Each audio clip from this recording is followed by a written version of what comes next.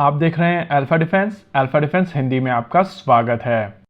आज के इस वीडियो में हम लोग बात करने वाले हैं रफाल फाइटर जेट्स को लेकर। रिपोर्ट्स आ रही हैं कि आने वाले समय में भारतीय वायुसेना और भारतीय नौसेना के मिलाकर total 207 Rafale fighter jets Bharat में होने वाले हैं। और अगर आप इन सभी चीजों को कॉन्टेक्स्ट में डालेंगे तो आपको समझ में आएगा कि काफी हद तक भारतीय वायुसेना और भारतीय नौसेना का मेन स्टे रहने वाले हैं यही फाइटर जेट। आइए सबसे पहले नंबर्स को समझ लेते हैं। इस समय भारतीय वायुसेना के पास में 35 या 36 रफाल फाइटर जेट ऑलरेडी मौजूद हैं और ये फाइटर जेट इनिशियल डील के हिसाब से आए। फिर बारी आती है भारतीय नौसेना के एयरक्राफ्ट की, जिनको लेकर ऑलरेडी डील साइन हो चुकी है और इनिशियल लॉट के हिसाब से 26 फाइटर जेट साल 2029 से भारतीय नौसेना को मिलना शुरू हो जाएंगे। रिसेंटली डीएसी की तरफ से 114 रफाल जेट्स को लेकर एक एक्सेप्टेंस ऑफ नेसेसिटी दे दिया गया है और इस एओएन के बाद में माना जा रहा है कि बहुत ही जल्द सीसीएस का अप्रूवल भी आ जाएगा, यानी कि अगले 6 महीने के अंदर ये 114 रफाल फाइटर जेट्स को लेकर एक डील साइन हो सकती है। वैसे ये फाइटर जेट इनिशियली 30 से 40% इंडिजिनस कंटेंट के साथ में भारत में बनाए जाएंगे और इसी वजह से इनिशियली भारतीय नौसेना की तरफ से जो रफाल का ऑर्डर केवल 26 तक लिमिटेड रखा गया था, उसको लेकर आइडिया है कि 31 यूनिट्स और अक्वायर की जाएंगी, जिससे टोटल नंबर बढ़कर 57 का हो जाएगा। देखिए, भारतीय नौसेना के दोनों एयरक्राफ्ट कैरियर इस तरीके से डिजाइन किए गए हैं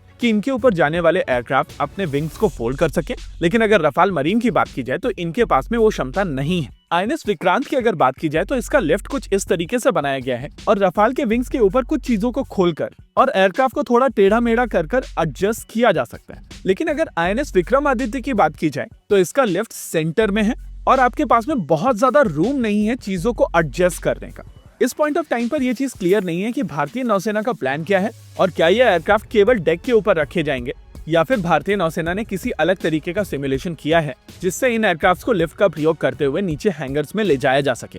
एनीवेज, इस चीज को लेकर डिटेल्स तभी सामने आएंगी जब ये एयरक्राफ्ट भारतीय नौसेना के बेड़े में शामिल किए जाएंगे।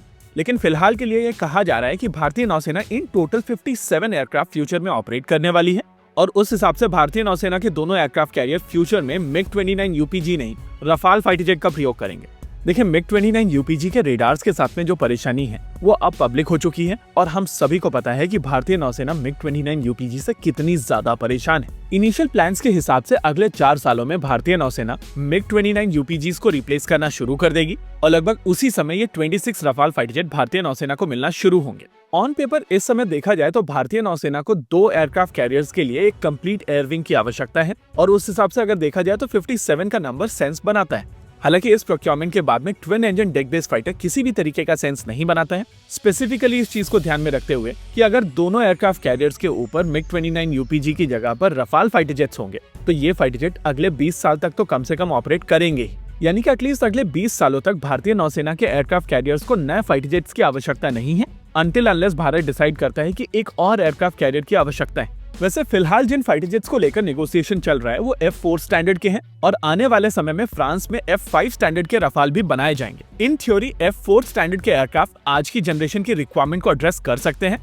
लेकिन अगर फ्यूचरिस्टिक रिक्वायरमेंट को देखा जाए तो आपको कम से कम F5 स्टैंडर्ड के रफाल्स की आवश्यकता होगी। ऐसे में चांसेस हैं कि आने वाले समय में भारतीय वायुसेना और भारतीय नौसेना F5 स्टैंडर्ड के रफाल्स को लेकर भी कुछ ऑर्डर्स दें और जब इस पैकेज के एयरक्राफ्ट भारतीय वायुसेना और भारतीय नौसेना को मिलना शुरू होंगे तो उनकी पुरानी फ्लीट को भी ज्यादा एडवांस F5 स्टैंडर्ड पर अपग्रेड किया जा सकेगा। F5 स्टैंडर्ड के एयरक्राफ्ट ज्यादा बेहतर इंजन के साथ में आएंगे और ज्यादा बेहतर इंजन का मतलब है कि आपके पास में ऑनबोर्ड ज्यादा पावर होगी, जिसके चलते आप ज्यादा बेहतर रेडार और ज्यादा बेहतर इलेक्ट्रॉनिक वॉरफेयर कर पाएंगे। करंट जनरेशन के रेडार्स की अगर बात की जाए तो रफाल का रेडार अपनी क्लास में सबसे वीकेस्ट है और अगर इलेक्ट्रॉनिक वॉरफेयर की बात की जाए तो स्पेक्ट्रा एक कॉम्प्रिहेंसिव सोल्यूशन है, लेकिन वो गैलियम आर्सेनाइड बेस्ड है। इस एयरक्राफ्ट की क्लास में जितने भी फाइटर जेट हैं, चाहे वो ग्रिफिन हो, FA-18 सुपर हॉर्नेट हो, ये सभी सिस्टम गैलियम नाइट्राइड के ऊपर मूव कर रहे हैं, जिसके चलते इनकी एफिकेसी बढ़ेगी, इनका रेजोल्यूशन बढ़ेगा और इनकी इफेक्टिवनेस दुगनी हो जाएगी। हालांकि रफाल के केस में भी अपग्रेड आएंगे, लेकिन 2035 के आसपास।